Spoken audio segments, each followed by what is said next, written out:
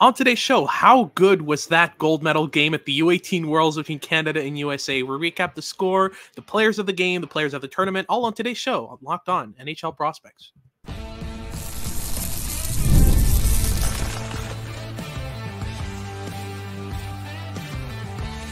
You are Locked On NHL Prospects, part of the Locked On Podcast Network.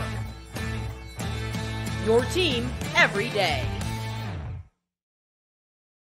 Hello, and welcome back to Locked On NHL Prospects, part of the Locked On Podcast Network, your team every day. On this podcast, we break down everything prospects related for you 5 days a week, Monday to Friday. I'm Hadi Kalakash, Director of North American Scouting for Dobber Prospects, joined by Sebastian Hyde, Director of European Scouting and Head Scout for Dobber Prospects. And on today's show, we'll be breaking down the gold medal game between Canada and USA, break down the score, what happened in that game, the players of the game is coming up in our second segment. And in our third, we'll create our all-star roster each with 5 honorable mentions as well. There were a lot of really good standout players, a lot of them underage, which is ridiculous. But we'll get into the game right away with the score between Canada and USA. Before we get into that, though, today's episode is brought to you by Monopoly Go. I have a competitive side, and it is a big fan of the hit new twist on classic Monopoly Go. So join your friends and download Monopoly Go now, free on the App Store or Google Play.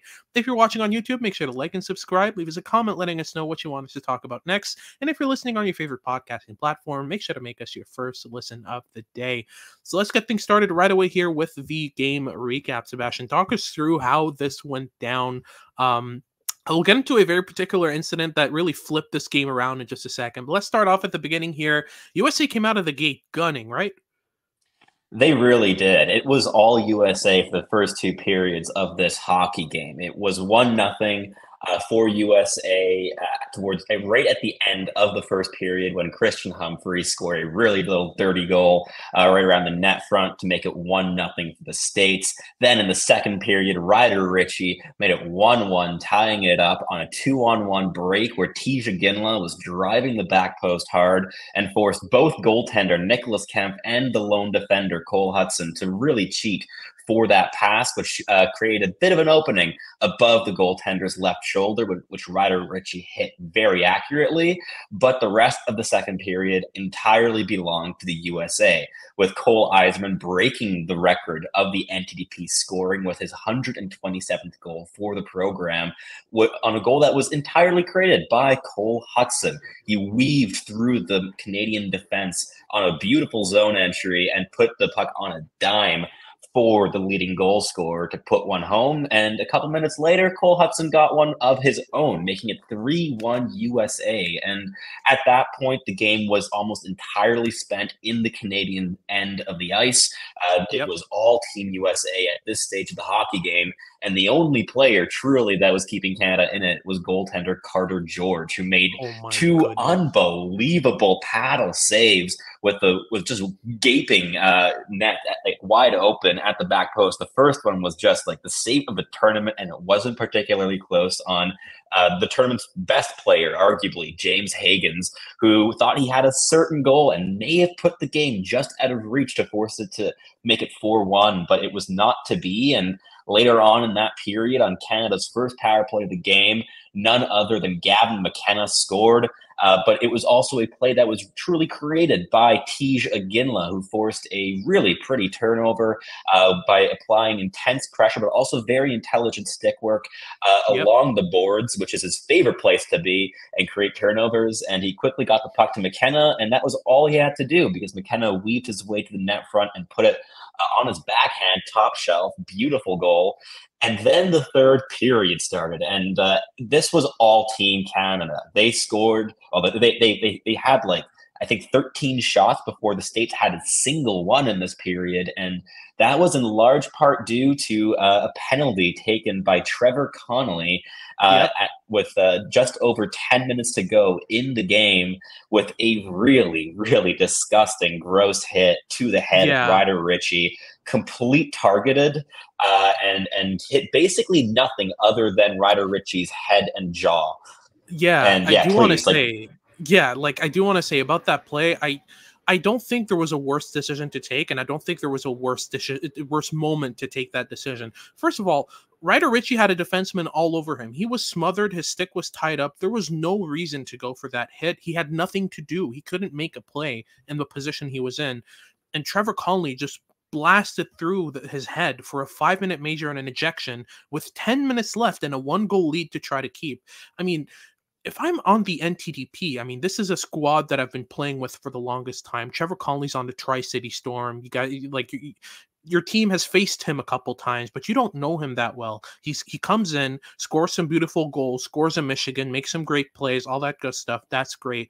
But in a key moment like that, I mean, I only imagine Team USA coming back to the dressing room and seeing Trevor Conley sitting there, to be a fly on the wall of that room. Like, the frustration that must be felt by that whole team must be off the charts. And I mean, it's just beyond that. It's just, like I said, it's the timing of that penalty. It makes no sense to me. And it was a key moment in the game. Like, Canada turned that game around. They scored 3 goals on that 5-minute power play. Trevor basically cost Team USA the gold medal. And like I said, for a group that's been together, playing together like this for the longest time, it must be so frustrating to have Trevor Conley, of all players. I mean, I think he's the only one, or one of only 2 players that's not from the NTDP on that roster. Like, this is a tight-knit group. The NTDP, like, these guys graduate almost all at the same time. They play most of their hockey together. Like, these guys have known each other for years. So it's just, to be in that locker room after that loss, I think would be priceless in terms of what information you would get, what reactions you would get. Because, like, I wouldn't blame anyone on that team to be frustrated with Trevor Conley. Like, we know about the off-ice stuff. That's one thing. But, like, at least the on-ice stuff, like, he's never been a hit chaser, right? Like, this isn't really a part of the team that we usually see. No, it certainly isn't. But it was a tremendously like stupid decision to take at any point in any hockey game. Like that is a hit that is a high likelihood chance to injure a player. And very fortunately, Ryder Ritchie continued playing in this game and was not seemingly like out injured after the hit, which was fortunate. But at any stage in any hockey game, that is a really, really bad decision to make. But at the very most, in a gold medal game with 10 minutes to go, protecting a 1-goal lead, to take a 5-minute major against a Team Canada that has already scored in the power play and features talents like Gavin McKenna, Tij Iginla, and Porter Marton quarterbacking that top power play.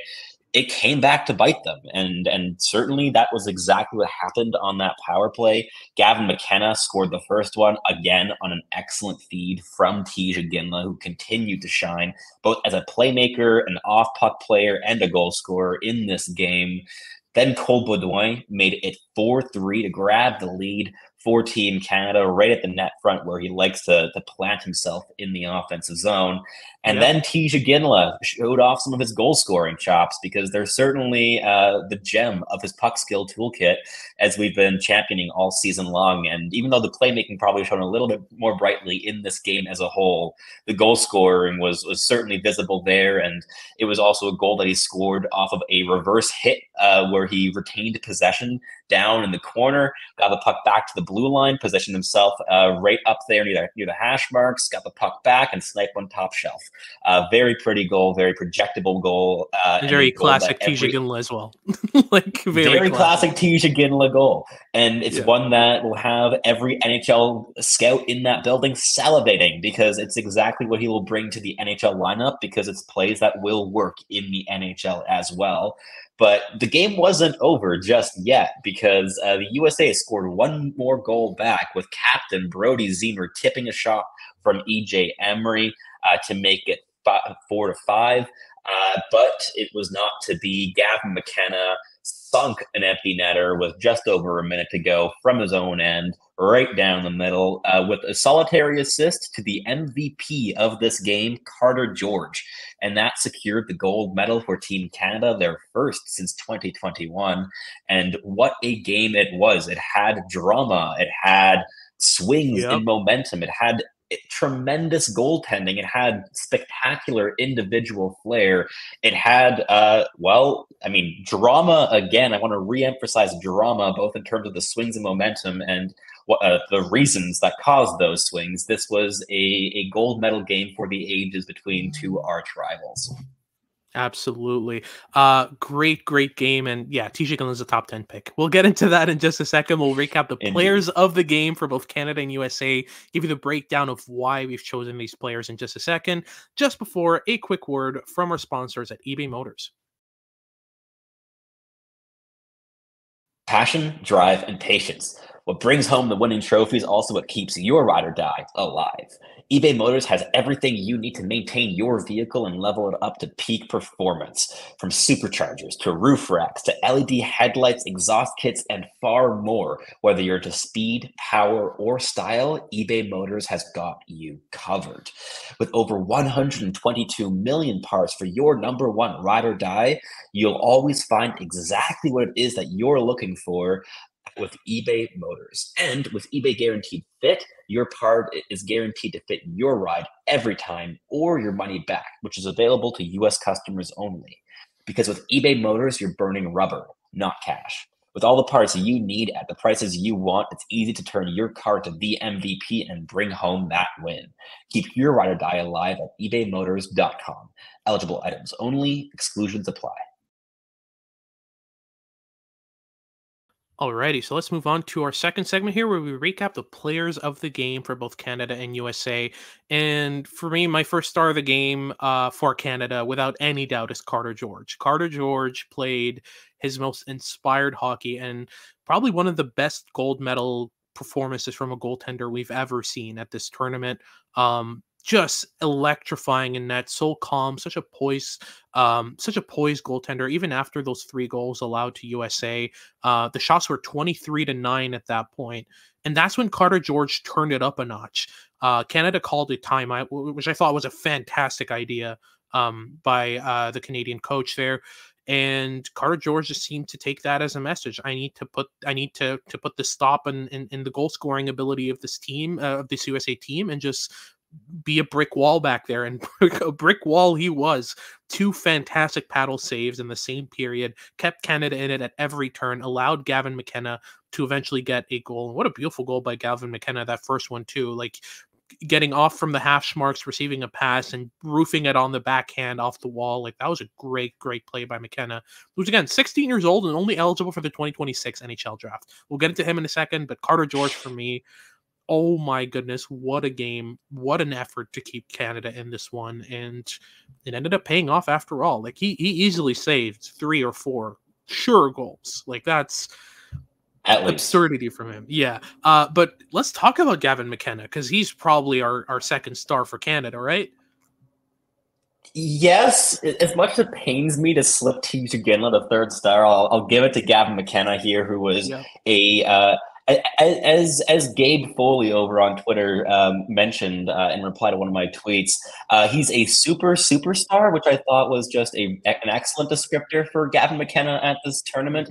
He completely took the bull by the horns, created something out of nothing on a very consistent basis. And as you mentioned, every single goal he scored was complete with flair and dynamism, and he reads opponents so well. What's so consistent in Gavin McKenna's play is that he will read what the opponent is doing, where they're going to shift their weight, and then very quickly goes the exact opposite direction. He reads play incredibly well and incredibly quickly, and pairs that with absolutely elite level hands and playmaking and goal scoring ability and dynamism. This is a special talent from the Yukon. And yeah, he scored, I believe, a hat trick in this game. Just a stunning effort for Gavin McKenna here, and certainly a second star worthy performance for the player. Absolutely. I think the thing I like the most out of Gavin McKenna is how he uses delays to open up passing lanes. It is absurd. Like this is a player who understands tempo. And that's a thing that's really difficult to teach. It's almost instinctive. It's almost rhythmical. Like it's a very difficult thing to nail down, is the understanding of when to hit the right passes, how much time you should hang on to the puck. The rhythm of the game is so difficult to catch. And Gavin McKenna understanding that is, again, a D-2, a 16-year-old who's only going to be eligible for the draft in 2 years. It's next level for me. Like there's so much talent in this kid, and there's a reason he ended the tournament with 20 points as a 16-year-old. It's just absurdity, even for the U18s, which is like just which is third all time in terms of point production at this tournament, beaten only by, well, James Hagens at this tournament as well, also an underager, and a certain player by the name of Nikita Kucherov, which isn't half bad.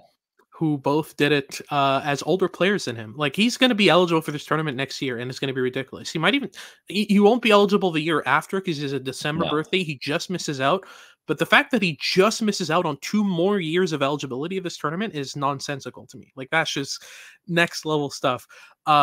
But the third star, as you mentioned, Tij Iginla, absurdity. Just everything he does is just so detailed, so energetic. I've often described him as punishing, but not just in the physical sense, in the sense that you can't make a single mistake when he's on the ice. He takes away time and space so well and so aggressively that the moment you hesitate, the moment you make a mistake, you're paying for it. And that was so clear in today's game. Back checks, forechecks, first to the net, first back, just pushing players into the boards, getting off the wall, protecting the puck. His ability to consistently create advantages for himself and for his teammates is absurd. And like you mentioned, in the first segment, he is a goal scorer first and foremost. He's got the scoring touch, he's got the scoring mindset, and he's got the translatable habits to put the puck in the back of the net consistently. But beyond that, he's also an amazing playmaker, and that's been really clear in this game. Even though he still leans goal scoring in terms of mindset, in terms of skills, in terms of tools, the playmaking is nothing to shy away from, and it mainly has to do with his vision and his ability to get off the wall.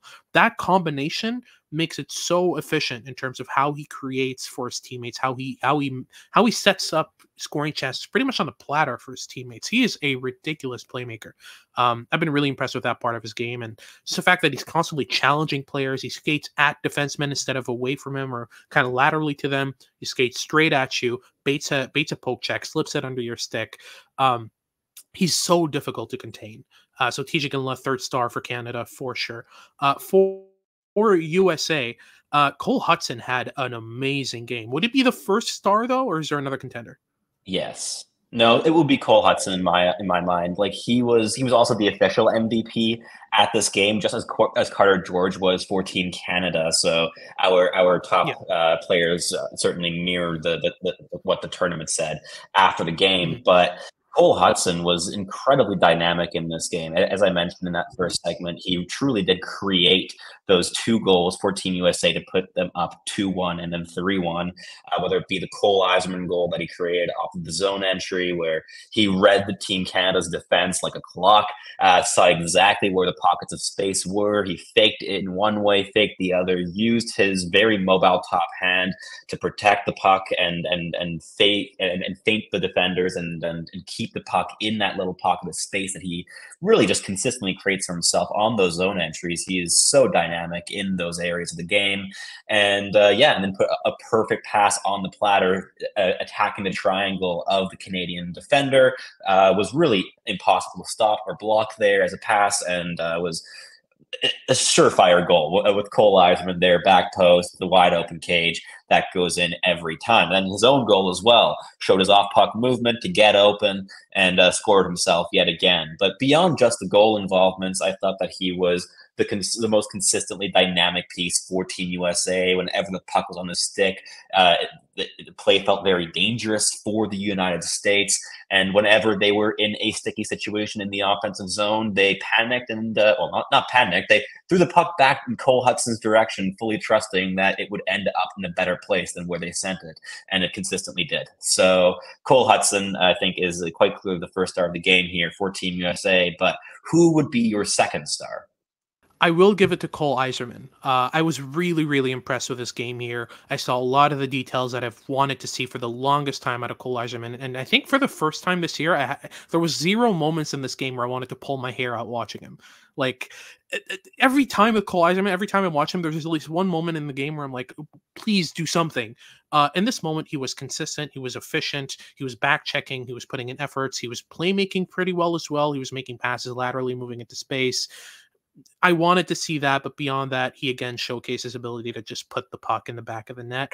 And my third star for this game is James Hagens. I won't keep it too complicated. He was again just Yeah. the catalyst offensively, creating on every opportunity, getting to the net, making plays down low, recovering pucks, cycling them well, and just showcasing his elite puck skills as well. He was absurd in this game. There's a reason why he's the best player in the 2025 NHL draft. Do you have any other contenders though? I do. I don't think he beats out James Hagens, but I thought that LJ Mooney played his best game of the tournament today. He really came to play. The high motor, the intensity, the intelligence. Perhaps Zach Benson molded player here that's eligible for that 2025 NHL draft class as well. So much to look forward to. Absolutely. And that wraps things up for our second segment. We'll get into our teams of the tournament. We've each selected 3 forwards, 2 defensemen, and a goaltender, as well as 5 honorable mentions to break down for you as the tournament wrapped out. We're just going to be recapping the whole thing with you. So just stick around. Just a quick word from our sponsors at Monopoly Go coming up first. We've all been there, either as a player or a fan. It's a second intermission, and the scoreboard's not looking good. You're feeling low. You're not sure if your team can pull out a win, and that's when you dig deep. That's when you lift your head up and you say to yourself, it's time to get back in the game, pull off some bank heists, and take as much of my friend's money as I possibly can. That's right. The smash hit mobile game Monopoly Go lets you compete with your friends to get the most riches and the biggest empire. It's the Monopoly you love, but on your phone anytime with tons of new twists, including leaderboards to compare your progress to your buddies. There's so much to do. You can play on countless dynamic Monopoly boards. You can make your friends bankrupt by smashing their landmarks with a wrecking ball, and you can charge other players for rent for your iconic properties, just like classic Monopoly. You can even work with your friends to crack open community chests and in tournaments to get extra rewards and climb the leaderboard. So get back out there, put on your game face, and download Monopoly Go now, free on the App Store or Google Play. Alrighty, so let's wrap this up with our teams of the tournament. Now, our actual teams are pretty Canada and USA heavy, but that's because there was just so much good out of those 2 teams. We'll start off with the forwards. We have 2 of the same forwards and 1 different here as part of our top 3 forwards of the tournament. Hagens and McKenna easily make this board. They were the 2 just the best players of the tournament by far. James Hagens breaking records, breaking Nikita Kucherov's record with 22 points in this tournament. Easy win here. Same for Gavin McKenna. He was one of the only, him and Carter George were the 2 main reasons that Canada got back in this one, right? Like those 2 are going to be so fun to watch, and I think it's safe to say we just watched the next 2 top first overall picks in the next 2 drafts, right? Oh yeah, I'd be pretty surprised if it turned out any other way here. Those 2 players are exceptional in their own right. A bit different stylistically, certainly, with James Hagens being a little bit more of like a 2-way force, perhaps, and the Gavin McKenna having a little bit more of that ingrained dynamism that just like you cannot teach in any way, shape, or form. But these are 2 players that are going to be above average at the very least first overall picks when their time comes up. So truly breakout performances, but these are 2 players that have already broken out in their own rights as well over the past couple months and years. Yeah, no, absolutely. They're going to be so fun to watch over the next few years. Again, I'm so super curious to see what McKenna does at this tournament next year. Like he's still eligible next year, which is just insanity. It's going to be so great to watch. But let's get to our different player here, our third forward. I've gone with Porter Marton, and honestly, it was a coin toss between my player and yours, but Porter Marton was the captain of this Canada team as, again, an underager, a 2025 NHL draft eligible, and he was everywhere in this tournament. I don't think I've seen a more complete 16, 17-year-old at this tournament before. He has everything that an NHL team would want from their forward: energy, pace, dynamism, skill, physicality, leadership ability. The list goes on and on and on. He's a great skater. He's a big body. He loves to block shots. He loves to tip shots. He goes to the dirty areas. Like, this is a real NHL team's fan favorite. Like they're going to lap him up at the 2025 draft. I think he goes second overall to James Hagens. I don't think there's a lot. The thing with the 2025 NHL draft, there's a real depth of talent at the top so far. There's a lot of players that could get in this contention. We have an exceptional status player in Michael Misa, who we haven't even talked about because he's not at this tournament because He's one of Saginaws leading players in the OHL in their playoff run. Like, it's just, there's so much depth of this 2025 class. But for me, Porter Marton was exceptional in this tournament. And I think he ended with 20 points as well, right? 17, but that was 17. good for third in points at the tournament, which means that the entire top three in point scoring at the tournament was swept by players that aren't even draft eligible yet. And the highest producing draft eligible talent was Cole Hutson, a defenseman, who we're going to talk about a little bit in a second because he cracked both of our team of the tournament lists. But first, I need to talk about Tij Iginla, who, I mean, of course, not being able to put Porter Marton into my team of the tournament hurts a lot. But I have to mention Tij Iginla here. He played tremendously and just got better and better and better as the tournament wore on. He really showed exactly why he's going to be a top 10 selection at the 2024 NHL draft class through his goal scoring ability. But it goes so far beyond that, as we've mentioned all episode long, whether it be the high-end playmaking, which grades as a really significantly strong NHL tool, or what is actually the best tool in his entire toolkit, which is his board game, his ability to win puck battles along the boards and get the puck to the middle of the ice and into high danger areas. He's constantly scanning. He's constantly putting his body between the puck and opponents. He's constantly laying reverse hits and is an absolute board battle beast already. And he's one of the youngest players in this draft class. So he is a tremendous talent who showed precisely why he is just rocketing up every single ranking board at this stage in the draft cycle with his performance in this tournament. And he was the next top point scorer after the four aforementioned names and the top draft eligible forward in terms of point production. And he had a tremendous gold medal game where he put up 2 assists, both for on Gavin McKenna goals with tremendous plays there on the primary assist, and added a goal of his own. So excellent performance there. For sure. And let's get into Cole Hutson, because we already talked about it, but just the dynamism, the creativity. When he chooses to gain the offensive zone, you can't stop him. He just gets in there. Like, he finds a way. The shiftiness, the elusiveness, the inventiveness, the creativity, just so much goes into his ability to gain the offensive zone. And once he's there, I truly believe he's one of the best off the rush playmakers among defensemen in this draft class. Like, his ability to quickly draw a player in and play through him, quickly find an outlet, an option, and heading into the offensive zone. Like, there's so much to love about his rush game. The thing with me with Hutson is, even in his best games, he's still sort of a liability defensively, and that will lead his stock to drop. But I'm hoping teams have learned from his brother Lane. Don't let him slip to 62. That's too far. He's got the skill level. He's got the abilities. I'm curious to see how that develops. But my other defenseman here is different from yours. Mine is Matt Schaefer. Matt Schaefer was a second pair defenseman for Team Canada at this tournament. Played a couple games on the first pair as well, but mainly on the second pair for them. An underage 2025 NHL draft eligible defenseman, and he was the most poised and controlled defenseman in this draft. He controlled plays so well, was able to jump into rushes and make plays, but mainly just such a steady, poised, and calming presence on that blue line for Canada. And he was a big reason that Canada was so efficient on the penalty kill as well. Like, there was a lot to love about his game there. He also played mainly with, he also played a couple of games with Harrison Brunick on the third pair, and I thought that was a great combination of skills. But for me, Matt Schaefer really, really stood out as a defenseman there for Canada. And again, we're talking about an underage defenseman, and Canada had options. They didn't need to bring Schaefer, and they did for good reason. He was a great player for them. But talk me through Alphonse Frey real quick before we get into the goalie and the honorable mentions.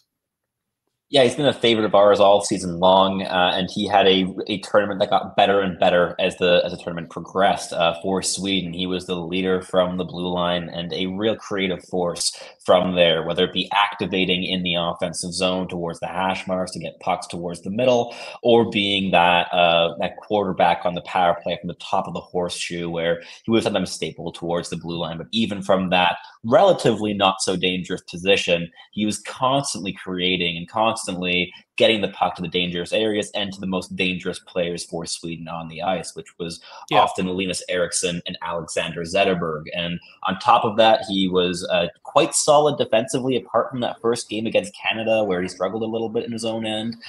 Beyond that game, he certainly outperformed fellow draft-eligible Leo Valenius on the defensive side of the puck.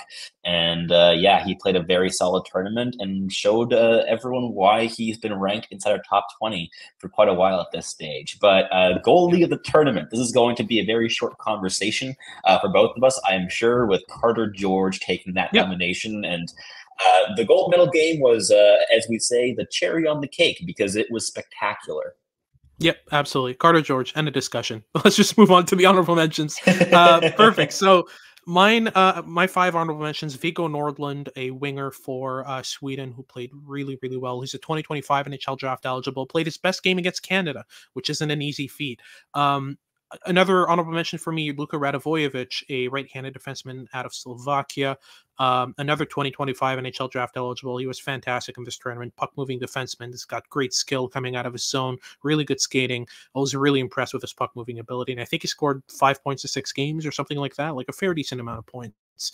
Cole Eiserman, we haven't even mentioned, who broke Cole Caulfield's NTDP goal scoring record in this tournament. Great stuff from him, and again, I saw a bit more of what I wanted to see from him, which is why he makes this list. LG Mooney, who we talked about earlier on, another 2025 NHL draft eligible. Pace, energy, skill, work rate off the charts. I think he was the most energetic forward on the NTDP in this game. And finally, for me, my last honorable mention, Max Plant, playmaking winger eligible for the 2024 NHL draft. I've been a big fan of his all year, and I've grown to love his game outside of just throwing pucks at the slot, because it does that well, but I wanted to see more outside of that. So who are your 5 honorable mentions, just to close things off here? Yeah, so to spread the love, I chose 5 different players here, and I went with 2 American wingers here to start off with Teddy Stiga, tremendous playmaker, high motor, really intelligent, and a real play connector as well. Played really good at this tournament, probably outshone players like Cole Eiserman, at least in my opinion, in this tournament. Then you had Captain Brody Zemer, who also came to play, also outproduced Cole Eiserman, but yeah, just like really led with leadership, scored that important goal to make it 4-5 in the gold medal game, but it wasn't quite enough. Then we've got Alexander Zetterberg, the high-octane offensive player out of Sweden, who was absolutely electric, especially on the man advantage, especially when he has space to work with, but remains very undersized and can struggle a little bit in that regard, but certainly rose his draft stock by a couple dozen spots with his performance here. Then staying in Sweden, we've got Victor Eklund, the younger brother of William Eklund, who is a D-1 and played a fantastic tournament. He's incredibly agile, really dynamic, high-end puck handler, but adds a high-end motor to the equation. Played in professional hockey a good chunk of the season with Jürgenens, in Hockey Allsvenskan, and that showed at this tournament. He was a very mature and steadying force for Sweden despite being underage. And last but certainly not least, we've got Konsta Helenius, who did not score a single goal but put up 7 assists in this tournament and was the true quarterback for Finland in the offensive zone, and showed the world why he is just such an incredibly intelligent and well-rounded offensive force, and two-way force as well. So that rounds out the honorable mentions and this final segment of the episode.